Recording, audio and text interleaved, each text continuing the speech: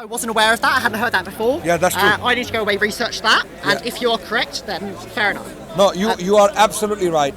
There are certain people who did interpret the verse like that. But then others have come in and refuted them in the light of the Quran and the prophetic tradition that your idea, your view is wrong. Yeah. Right. That view, which was there in the Shafi school, was that kind of dominant in the Shafi school, or is that a minority within the Shafi school? That's a good question.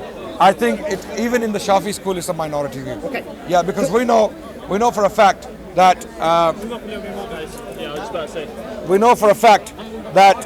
Egypt, for example, was at one time Shafi. Okay. And some of the rulers in Egypt were also Shafi. Okay. Sultan Saladin was Shafi. Okay. You don't see that behavior in his life. Okay. If you read the life of Salahuddin, okay, and he was not an unlearned Shafi. He was a very learned Shafi. He had scholars around him advising him on a daily basis. So we don't see that behavior even in the Shafis. Okay, some minority view within the Shafi school of thought. Okay. Yeah. Well, I need to go away do my homework and find out more about that. The other question that I had was, so let's assume you're correct. Given that we interpret 929 in the light of the rest of the Quran, and that you shouldn't fight people just for their religion, given that is the case, why does 929 seem to be so religiously oriented? Why does 929 seem to, from my perspective, jar with the overall portrayal of the Quran when it comes to fighting people for their religion? Because that's the most prominent verse on war in the Quran. So that's why it stands out in the Quran. So you're saying, but that exacerbates the problem. Yeah. Why is the most prominent verse on violence in the Quran, which looks like it's about fighting people for their religion, to me and to many, why is that there, looking that way, when actually the rest of the Quran tells us that's not what that verse means? Do you know the Quran also commands to fight the Muslims as well? Do you know about that? The Munafiqun? I don't know. Munafiqun are not Muslims. I'm not sure which verse you're referring to. The verse where the Quran states that when two groups of believers fight each other, then try to make up between them. Okay. And the one who is the aggressor, and if they don't want to make up, one of them doesn't want to make up, then fight against the aggressor, even though they are Muslims. That's fine. Okay, so violence is not in the Quran. If you want to say violence or fighting is only towards the non-believers or disbelievers, according to the Quran, that would be a mistake. Because in the Quran we have these verses which are categorically commanding to fight Muslims. Yeah, but in that when they commit crimes, fight them. Right. But in that passage it is very clear, because obviously, we see in the Quran you're not supposed to fight Muslims for being Muslims, that's very clear. Yeah. And in those passages it is very clear that you fight them because they're aggressing against the other Muslim party. What I'm saying is, in this verse it says that fight them because they are not Muslims. That's what it sounds like, yeah. Right. No, but then because that verse is not saying fight them because they're Muslims. If you read this verse on its own, no doubt you would walk away with that conclusion, no doubt. I'm saying, but if you read the Quran as a uniform text, you would never come up with that conclusion. But my question is still, and it's not just one verse. It seems to be a few verses in this context. Yeah. If it is the case that you don't fight people for their religious beliefs, why does this verse, especially in Allah's, final Romans. Sorry. Romans. Okay, but you see, we don't read the Quran so much clearer. Sorry? Couldn't God have made it so much clearer? Who was as in, it would be so easy for, and I know this knife cuts both ways. You've got to be careful. I'll give you an example. Yeah. Why is this verse not dealing with the Jews, although it says people of the book, right? Okay, it is dealing with the Jews, isn't it? No, the Jews are there. In 930. So 929, fight against such of those who have been given the scripture, as believe not in Allah nor the last day, and forbid not that which Allah has forbidden by his messenger, and follow not the religion of truth until they pay the tribute readily being brought low. And the Jews say, Ezra is the son of Allah. And then 31, they have taken as lords beside Allah their rabbis. So this verse is talking about Jews as well as Christians. And Christians, yes. Both. Yes, but amazingly... Which actually makes me wonder if it's not the Roman Empire. If the Roman Empire... No, it is the Roman Empire. How do we know this? Yeah. Because... Jews were had a treaty with Muslims. Which at this time. Sorry. At this time, there were Jewish tribes who were in peace with Muslims. They had a treaty with Muslims around Medina. You know about this, right? I know there were different Jewish tribes. Okay. Some had Okay. tribes, yeah. Now, they were not attacked. Okay. Okay.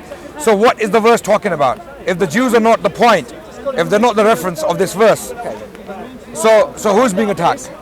Okay. So we know from the prophetic tradition. First of all, when was this verse revealed? It was revealed in the final year of the Prophet's life, in the year 9. Okay. Sorry, no, not year 9. Year 9 or 10. Few months before he passed away. Okay. And the imminent threat at that time was the Roman threat. And it has been clarified in the prophetic tradition as well. So we talked about this earlier. Let's say I accept all of the stuff about the background, history, the context. Fine, accept all of that for the point of this discussion. I'm still not clear why Allah didn't just say in Surah 9, fight those who are a threat to you, fight the treaty breakers, etc., as it does earlier on in Surah 9. Why does it have to say fight those who do not believe, those who takes their rabbis and monks as lords? Why does it have to use such religious language? Because Romans were fighting them for their religion. That's why. Because the Romans, you see, the Romans were coming with that attitude. They were fighting Muslims because they were Muslims. So it's a rhetorical thing. It's saying you Romans are attacking us for religion. For our religion. Let's turn it back on its head. Yes. Yes, you can say that. You can say that because the Romans had made it very clear. They had made it very clear that it is about religion. How do we know that? Because the messenger of the Prophet was killed by one of the allies. Okay. And when the Muslims went to avenge his murder, and it was illegal to kill messengers even at that time. Yes. Okay. How do we know this? 2 Persian messengers came to the Prophet, and their beards were shaved, and their moustache, the moustaches were big, long. And the Prophet said, if it was allowed to kill messengers, I would have killed you too, because he hated the face. They looked very ugly to him. So because it's not allowed to kill messengers, I wouldn't do that. Okay. So even at that time, these rules were there. So they killed one of the messengers of the Prophet because he was a Muslim. Okay, he was taking a message of Islam to the king of the Romans. That's fine. So let's say accept all of this cultural background. Now, I do think so the context, let's say it is that the Romans are attacking them for their religion. Yeah. Even so, a non-Muslim can very easily say that religious persecution prompted the Muslims to start their own religious persecution, to fight them back for their religion. Look, I know that you're not saying that, and you can just say it's just rhetorical, it's taking those themes and turning I'm not saying it's rhetorical, I'm saying it's actual. I'm saying it's actual. The Romans were attacking Muslims for their religion. The Quran says just like that they're attacking you for their religion. You can attack them because they are not of your religion. Simple as that.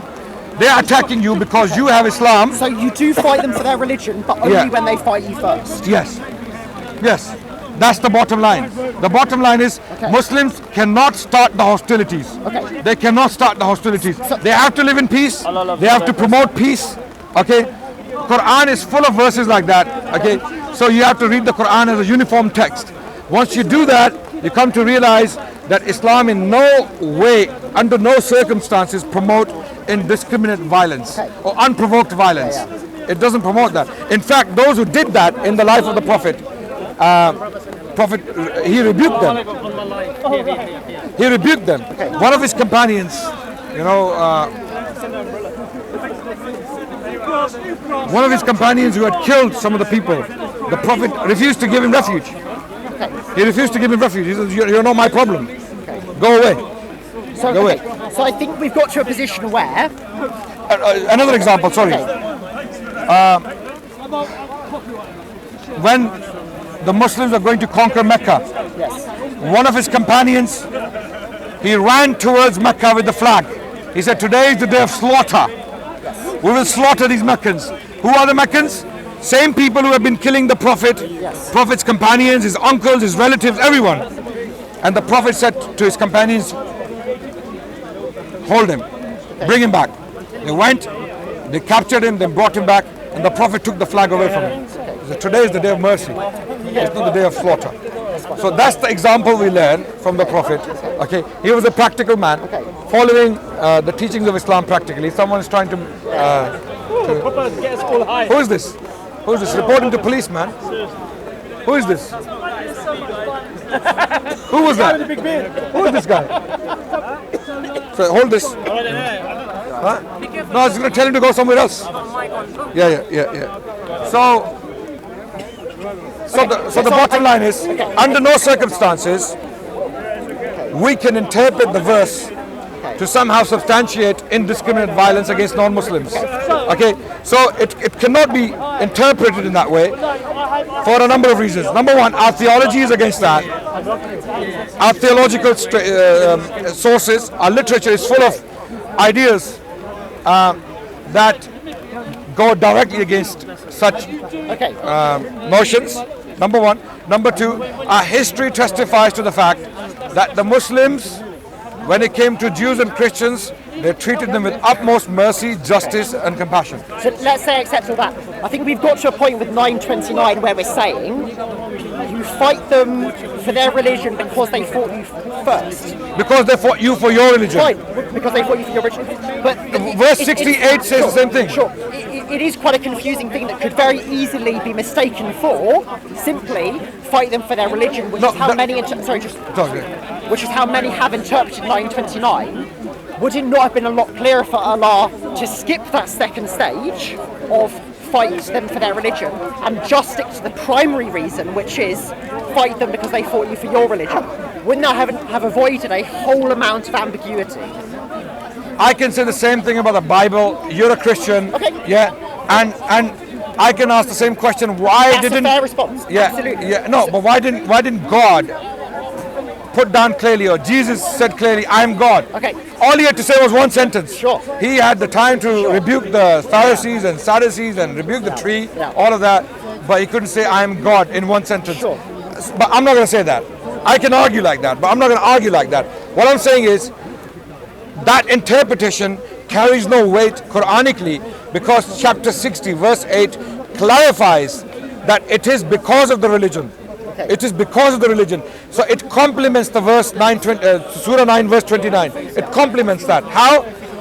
Because even chapter 60 verse 8, what does it state? It states, if they fight you not for your religion. It's exactly the same subject. Sure. It's exactly the same subject. Assuming the Shafis aren't correct in saying that that's been abrogated. But yes, as you say, that's not the mainstream interpretation. Okay, that's fine. And you make a very good point. If I'm going to talk about God making it clear, you're right. You've got to apply that to the Bible too. In terms of that argument, why didn't God make it clearer? There's a limited value. I think it's clear enough. I think for me, because I know the context, I've read the commentaries, I've seen the prophetic tradition and the behavior of the Prophet himself in the light of these verses. What did the Prophet do? What did his successors do? The people who took the Quran directly from him, how did they actually understand this verse? How did they understand it? They understood it exactly the way I understand it. Sure, with your interpretation of Islamic history, obviously people differ on that and they're entitled to. So I just want to clarify for the camera, for you as well. Got to be consistent. That argument can be made against the Bible as well. The point you made about you think it's sufficiently clear, I think the Gospels are sufficiently clear about Jesus being God as well. So it's not a watertight argument. It's got to be weighed up against many other factors. No, but it is. So for me, I've got to weigh up what I think is the ambiguity of 929 in what you're saying. I've got to weigh that up against the other points you make about the other verses in the Quran, about Islamic history. For you, it's very convincing to say that. Islam does not condone violence for religious reasons. For me, it's less convincing because I'm less convinced about what Islamic history has to say in the matter. I'm less convinced about the matter of abrogation. But I think I need to go do my homework. No, but what are you less convinced about? What is the conviction of? So, when I had studied it in the past, the position about 929 abrogating 68, I had thought that my impression, both from reading a popular apologist, also from reading one or two academic sources, secondary literature, my impression had been that it was much more widespread than the Shafi school. So I can't continue that discussion until I go and do my homework to see the truth of that matter. You talk about scenarios where the Muslims were merciful towards non-Muslims, both within their polity and without. I've seen cases brought to me where the opposite is true. So, such as? So I mean, fighting the Jewish tribes, there's then a question of were they betraying them, were they not? I've heard it been disputed whether the Romans actually were a military threat to Islam. I'm not claiming that the non-Muslims are true in these assertions. Which history are we? All I know is they're contested. So who contested these ideas? The Romans were a threat to Muslims. Apologists, sometimes academic sources. Such as? So one source I've read that's been quite influential on me has been David Cook, Understanding Jihad. He's written about a lot of these issues. David Cook. Yeah, Okay. Understanding Jihad, University of California Press. Okay. He seems to think that the Islamic tradition on the whole has been more militaristic than the kind of He's right. portraying. He's right about that. Okay. And we don't deny that historically. Islamic tradition has been militaristic. Muslim states had been garrison states because they were continuously in a form of conflict with other nations. Okay. Not because they were causing conflict, other nations were attacking them. I could be wrong, correct me if I'm wrong. Yeah. I think that David Cook is saying actually Like it's more aggressive. It's not just being defensive, it's about attacking for the sake of Islam. So in some cases it was preemptive aggression. Okay, I think For example, in the case of Ottomans, sometimes they went out of the way. I think his work is going not just talking about preemptive, it's talking about attacking to spread Islam. Okay. He could be wrong. Right. I don't know much about this issue. So then, in that case, Richard, I don't have a strong position until I study. Yes. Right, but I'm trying to look into his argument and rebut it. Present a rebuttal. In that case, having a treaty with non-Muslim nations doesn't make sense, right? If that's the case, if it's all-out war, if it's all-out militancy, and if it's all-out conflict, then there is no point in making treaties with non-Muslims. So from what I understand, and which the Muslims did historically, throughout. Sure. So from what I understand from Cook, and I possibly read one or two other academics on this, I can't remember. It's been months since I read this. Is that first of all, Muslims didn't always have the exact same policy. I think the point is often there was this aggressive interpretation of the Quran and spreading violence. Spreading in the times of war, you're absolutely right. But I'm complimenting your point. During the Crusades, that's what happened. Okay. But to do with the treaties, what these authors are saying is Islamic legal theory allowed for times of peace, it allowed for treaties, it allowed for times of non-expansion when the Muslim state needed to consolidate, when it wasn't ready for fighting. As long as it was in the long-term interests of Islam, you can have treaties. So treaties don't disprove this theory. Yes. But I haven't proved the theory either. I've got to go study it more. Obviously, you take a very different perspective. All I was able to talk about was Surah 9, my interpretation of it. My view is that Islam throughout its history, Muslim dynasties, Muslim rulers, generally speaking, their behavior towards non-Muslims has been very positive, generally. Okay, there are cases where non-Muslims were mistreated by individual rulers, and even in those cases, Muslims stood up to the Muslim ruler to defend the non-Muslims. So we have many examples. This is why we are proud of our history. It's not because of scientific advancement the Muslims achieved. It's also because of the behavior. The golden age of the Jews in Spain, even in Baghdad, even in Damascus, even in India, you name it. I mean, do you concede to the fact that Muslims, in comparison to other civilizations, were a lot more gentle, a lot more merciful and tolerant towards the other when we look at in comparison to other civilizations? So I mean, towards the other, that's a broader topic that brings in, Hindus, Buddhists, etc. Let's park that for now and just talk about the Jews, which is what you started with. I think that is, I don't know, I think that is the mainstream academic understanding that the Muslim world treated Jews better than the Christian world did. I know there are one or two recent books that have disputed that. I don't know. Such as which book? I'm not an expert. Off the top of my head, I can't remember. I can find out for you. Either I can try Google now, or because I am no Mark Cohen has written this book on this issue. What's it called? The Crescent,